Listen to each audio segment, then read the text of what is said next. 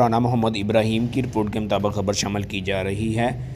گوجرانوالہ میں مضر صحت آئل میں نمکو بنانے والے یونٹ کے خلاف Punjab food authority in action.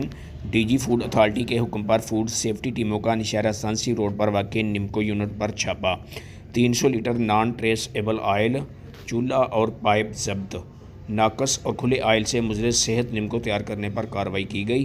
سابقہ دی گئی ہدایت پر عمل درآمد نہ کیا گیا۔ صفائی کا ناقص انتظام، حفظان صحت کی خلاف ورزیاں پائی گئیں۔ ممنوعہ نیلے ڈرموں میں کھلا اور نان ٹریس ایبل آئل برآمد کیا گیا۔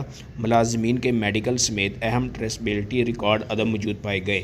کھلے آئل کے نمونے مزید تجزیے کے لیے بھجوا دیے گئے۔ کھلے آئل کے استعمال جگر اور دل کے عارضے کا باعث بن سکتا ہے۔ کاروبار چھوٹا ہو یا بڑا، بلا تفریق کارروائی جاری رہے گی۔ جعل سازی میں ملوث عناصر کے خلاف نشاندہی پنجاب فوڈ اتھارٹی کی ہیلپ لائن 1223 پر دیں۔